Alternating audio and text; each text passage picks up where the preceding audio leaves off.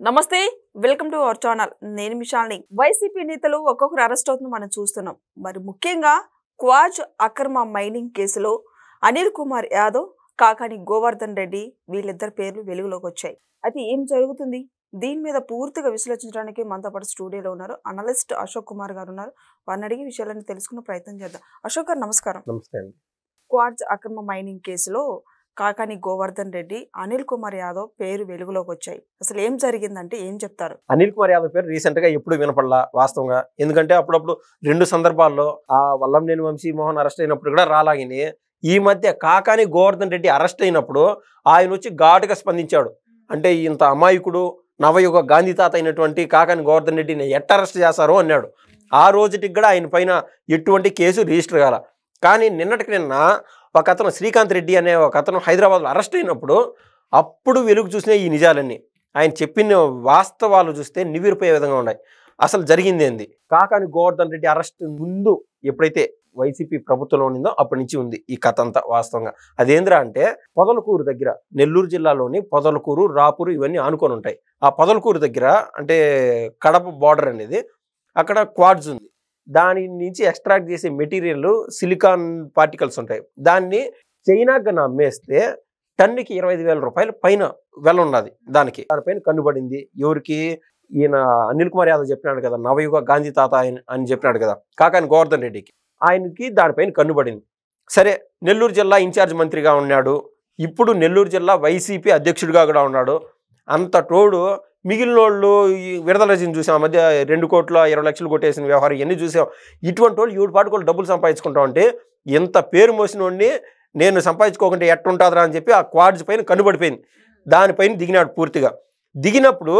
వాస్తవంగా ఏంటంటే అండి ఏ ఫీల్డ్ అయినా సరే లాభం కొద్ది మేర ఉంటుంది గవర్నమెంట్ దగ్గర నుంచి పర్మిషన్స్ తీసుకున్నప్పుడు జిఎస్టీ వెళ్తుంది ఈ రకరకాల ట్యాక్స్లు అన్నీ పోతుంటాయి లాభం కొద్దిపాటిగా ఉంటుంది దాన్ని ఏమంటారంటే కమిషన్ తీసుకున్నంత బాధగా ఉంటుంది కొంతమంది వ్యాపారస్తులకి ఇది గమనించినటువంటి వైసీపీ నేత ఈ కాకాని గోవర్ధన్ రెడ్డి ఏం చేశారంటే గతంలో ఎవరైతే ఆ క్వాడ్స్కి పర్మిషన్స్ తీసుకుంటారో ఆ పర్మిషన్స్ 2021 2022 ఆ టయానికి అయిపోతా వచ్చినాయి అందుకు పర్మిషన్స్ అయిపోయినాయి కదా ఎట్ట చేద్దాంబా అంటే అనిల్ కుమార్ యాదవ్కి జగన్మోహన్ రెడ్డి గారికి బాగా ర్యాపో ఉండేది ఆ కాలంలో అప్పుడు ఈయన ఏం చేసినా కూడా అనిల్ కుమార్ యాదవ్ వ్యవహారం ఎట్టుంటుందంటే బెట్టింగ్లో డబ్బులు సంపాయాలా వాడినో ఈయనో బెదిరించి డబ్బులు సంపాయాలా రకరకాలుగా ఆయన వ్యవహారం అంతా డబ్బు డబ్బు డబ్బు డబ్బు ఈ డబ్బు పైనే ఉంటుంది కాబట్టి ఆయనకి చెప్పకుండా ఈయన కన్నా ఈ క్వార్జ్లో డబ్బులు గుంజుకుంటా అంటే జగన్మోహన్ రెడ్డి గారి వరకు వెళ్ళిపోతుంది కంప్లైంట్ మనం చూసాం ఒక శాంపుల్ ఎగ్జాంపుల్ ఏంటంటే నిన్న మొన్న ఈ కాకాని గోవర్ధన్ రెడ్డి పలానా చోట ఏది కలకత్తా చెన్నై మధ్య హైవే ఏదైతే ఉన్నదో అక్కడ దాదాపు 14 ఎకరాల 14 సెంట్లు భూమిని కబ్జా చేశాడు ప్రభుత్వ భూమిని ఇది ఖచ్చితంగా పై వరకు వెళ్ళిపోయింది అంటే ఇక్కడ ఎంఆర్ఓని దాటి అదేవిధంగా డిస్ట్రిక్ట్ కలెక్టర్ని దాటి పై వరకు వెళ్ళిపోయింది కాబట్టి ఏ తప్పులు చేసినా పై వరకు వెళ్తాయి ఆడ జగన్మోహన్ రెడ్డి ఓకే పనిలేబా గ్రీన్ మార్క్ టిక్ అంటే వీళ్ళు పనులు చేసుకోవచ్చు ఆ రకాన్ని జరిగింది సో ఇదే మాదిరి క్వాడ్స్లో ఏమైందంటే అనిల్ కుమార్ యాదవ్ పర్మిషన్ లేనిది ఈయన చేయలేకపోయినాడు కాబట్టి అనిల్ కుమార్ యాదవ్ ఎట్టయితే అట్టయింది ఇది దిగిన వ్యవహారం అని అనిల్ కుమార్ యాదవ్ని కలిపేసుకున్నాడు ఆయన కూడా సరేనా అట్టేనా ఎప్పటి నుంచో మీరు పెద్దోళ్ళు మీ మొదలు చేస్తా బతికిన వాళ్ళం పెరిగిన వాళ్ళం మేము అని చెప్పి ఆయన కూడా రెడీ అన్నాడు ఇప్పుడు అసలు సిసలైన కథ మొదలైంది క్వాడ్స్ దగ్గర ఎక్స్ట్రాక్ట్ చేసిన మెటీరియల్ అంతా ఎట్లా ఉంటారంటే అండి ఒక ట్రాక్టర్ టాలీ ఉంటారు కదా సహజంగా ఒక టన్ అంటారు దాన్ని కానీ అదే టాలీలో ఇనుమో రాళ్ళలో వేసినప్పుడు ఆ ట్రాక్టర్ ఏదైతే వాల్యూమ్ ఉంటుందో అది ఒక 5 టన్నులు 6 టన్నులుగా అయిపోతుంది కాబట్టి ఒక లారీ నిండా మోసుకొని పోవాలంటే దాదాపు 25 టన్నులు 26 టన్నులు అవుతాయి ఒక లారీ కింద ఇదే వీళ్ళు క్వాడ్స్లో ఎక్స్ట్రాక్ట్ చేసేటువంటి ఈ సిలికాన్ అన్ని తీసుకెళ్లాలంటే కాబట్టి ఏం చేశారంటే అనిల్ కుమార్ యాదవ్ వీళ్ళు ఇద్దరు గంప కొత్తగా ఏం చేశారు గతంలో ఏదైతే పర్మిషన్స్ అయిపోయినటువంటి వ్యక్తి ఉన్నాడో శ్రీకాంత్ రెడ్డి నేను అరెస్ట్ అయినటువంటి వ్యక్తి ఆయనకి పూర్తి స్థాయి అనుభవం దీంట్లో సరే శ్రీకాంత్ నీకు పర్మిషన్లు అయిపోయినాయి నువ్వు మళ్ళీ కొత్తగా పర్మిషన్కి అప్లై చేసుకోవద్దు చేసుకున్నా కూడా అది రాదు అప్లై చేసుకున్నా కూడా నీకు బెదిరింపులు గ్యారంటీ నీకు గ్యారంటీ బెదిరింపులు వస్తాయని చెప్పి నాది గ్యారంటీ అని చెప్పి కాకాని గోవర్ధన్ రెడ్డి అనిల్ కుమార్ యాదవ్ బెదిరించారు ఈ శ్రీకాంత్ రెడ్డిని బెదిరించి ఏం చేశారు అసలు ఏ రకాన వ్యాపారం చేస్తున్నావు దీన్ని ఎక్కడికి తరలిస్తున్నావు అది చెప్పు అన్నాడు సరే సార్ ఇది దిగిన సార్ వ్యవహారం అంటే సరే ఇవన్నీ మేము రాజకీయాల్లో ఉన్నాం మాకు ఎన్ని తలనొప్పులు మా తతంగాలు మేము పడలేము కాబట్టి నువ్వు దయచేసి ఉండు టన్నుకి 5,000 రూపాయలు నువ్వు తీసేసుకో మొత్తం కర్త కర్మ క్రియ నువ్వు అన్నీ నడిపించేసాయి పర్మిషన్ గవర్నమెంట్ కాడి నుంచి అవసరం లేదు దానికి బాధ్యత మాదే అని చెప్పి వీళ్ళిద్దరూ పూనుకొని శ్రీకాంత్ రెడ్డిని పెద్దోడిని చేసేసి ఆడ కూర్చొని పెట్టేశారు. అప్పుడు దీన్ని ఎక్స్ట్రాక్ట్ చేస్తా మొదలు పెట్టారు. ఎక్స్ట్రాక్ట్ చేసేటప్పుడు వాళ్ళు ఖచ్చితంగా ఒక స్థలం కావాలి. స్థలం ఎవరిది తీసుకున్నారంటే ఏనుగుల శశిధర్ రెడ్డి అని చెప్పి కేవలం కౌలుకి ఇచ్చాడు. పాపం ఆయన ఏం తప్పులేదు నన్ను అడిగితే. ఆయన ఎంత ఇచ్చాడు, 2.5 ఎకరా కౌలుకి ఇచ్చాడు. ఆ భూమిలో ఎక్స్ట్రాక్ట్ చేసిన మెటీరియల్ అంతా ఆడ పెట్టేసి ఆడ నుంచి మళ్ళీ విదేశాలకు పంపించేసేవాళ్ళు. కాబట్టి ఒక్కొక్క టన్ను పైన 25,000 నుంచి 50,000 రూపాయలు ఆ క్వాలిటీ బట్టి సంపాదించేవాళ్ళు. దాంట్లో 5,000 రూపాయలు ఈ శ్రీకాంత్ రెడ్డికి ఇచ్చేవాళ్ళు. ఆయన మొత్తం ఈ మధ్యలో ఏదైతే ట్రాన్స్పోర్టేషన్ చెడ్డ మంచి అన్నీ చూసుకునేవాళ్ళు. ఈ రకాన అక్రమ తవ్వకాలు అంటాం కదా, అంటే పర్మిషన్సే లేవు, అక్రమంగా తవ్వి తీసుకెళ్ళిపోయినారు.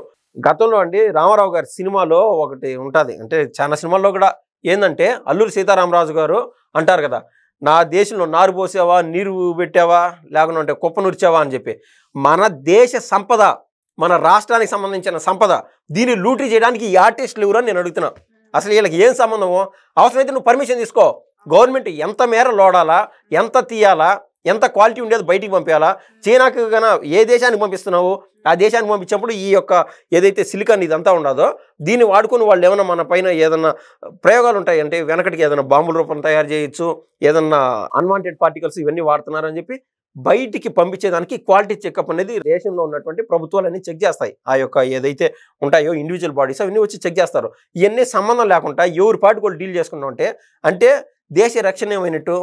ఇది ఖచ్చితంగా రాజద్రోహం కింద వస్తుంది. దీని ఈ దృష్ట్యా ప్రభుత్వం ఆలోచన చేయట్లేదు. ఖచ్చితంగా దేశంలో ఉన్నటువంటి చట్టాలని తూట్లు పొడిచే విధంగా వీళ్ళు చేసినటువంటి దేశ సంపదను లూటీ చేశారో రాజద్రోహం కేసు కింద కూడా వస్తుంది. దాంట్లో ముఖ్య పాత్రధారి ఎవరైనా ఉన్నారంటే అనిల్ కుమార్ యాదవ్. ఇన్నాళ్ళు పాపం ఆయన పార్టీకి ఏదో చెన్నైలో ఉన్నాను, నాకేం సంబంధం రాజకీయాలు అంటా ఉన్నాడు. అదంతా ఈజీగా తప్పించుకునే మ్యాటర్ ఏం కాదు, ఇది వాస్తవంగా జరిగింది. ఆ గ్యాప్లో అనిల్ కుమార్ యాదవ్ పేరు ఇన్నాళ్ళు SC/ST అట్రాసిటీ కేసు ఈయన పైన పడలేదంటే ఆశ్చర్యమే. ఎందుకంటే అండి ఆడ నుంచి ఈ మెటీరియల్ ఎక్స్ట్రాక్ట్ చేసి వెళ్ళేటప్పుడు పక్కన ఉండేది ఎక్కువ గిరిజన గ్రామాలు. వాళ్ళు ఏం చెప్పినారు, సహజంగా మనం రోడ్లో బైక్లోనో కార్లోనో పోయేటప్పుడు లేదా సైకిల్లో పోయేటప్పుడు ఆపోజిట్లో ఉండేటువంటి వెహికల్స్ వల్ల మన కళ్ళలో దుమ్ము పడడము, ఆ దుమ్ము దుల్లేయడం జరుగుతూ ఉంటుంది. అటువంటిది 1000 టన్నులు అదే రూట్లో తీసుకెళ్తా ఉంటే ఆ దుమ్ము ఆ ఇండ్లకు నిండడము, ఇంటికి కర్టన్స్ అన్ని క్లోజ్ చేసినా కూడా ఇంట్లోకి దుమ్ము వస్తుందంటే మనం అర్థం చేసుకోవచ్చు. అటువంటిది ఆ క్వార్జీ దగ్గర వాళ్ళు ఏ విధంగా ఊపిరితిత్తులు ఇబ్బందులు పడిపోయింటారు. వాళ్ళు అయ్యా ఈ మాదిరి చేయొద్దు, మా దగ్గర ఈ పని చేయొద్దు, ఇలా అవసరమైతే ఇక్కడ మంచిగా సిమెంట్ రోడ్లు వేసుకొని చేయండి అని చెప్పి వాళ్ళు చెప్పినారు. పోయి ఆడ ధర్నా చేస్తా ఉంటే వాళ్ళ ఇష్టానుసారం బెదిరించి మీ పైన కేసులు పడతా, మీరు ఎవరు చెప్పుకుంటారో చెప్పుకోండి అంటే వాళ్ళు ఏం చేయగలుగుతారు పాపము? కుక్కిన పైన అలా గమ్మనున్నారు పాపము. ఈ రోజున మంచి ప్రభుత్వం వచ్చింది, వాళ్ళు వాస్తవంగా కేసులు పెట్టారు. అనిల్ కుమార్ యాదవ్ పైన కేసు పెడదాం అనుకుంటే మీ కథ ఏందో నేను చూపిస్తాను అని చెప్పి ఆయన కూడా బెదిరించడం జరిగింది. అందుకు వాళ్ళ ధైర్యం లేక ఇప్పుడు దాకా అనిల్ కుమార్ యాదవ్ పైన కేసు పెట్టలేదు. ఆయన పైన కూడా SC/ST అట్రాసిటీ కేసు ఖచ్చితంగా పడనుంది అని నేను ఖచ్చితంగా ఘంటాపదంగా నేనైతే చెప్పగలుగుతున్నాను. సో ఇదండి, చూశారు కదా, ఇక అనిల్ కుమార్ యాదవ్ ఇక అరెస్ట్ కాబోతున్నారని మనకు వస్తున్న సమాచారం. నెక్స్ట్ ఏం జరుగుతుందో నెక్స్ట్ వీడియోలో అయితే తెలుసుకుందాం. Thank you. ధన్యవాదాలు.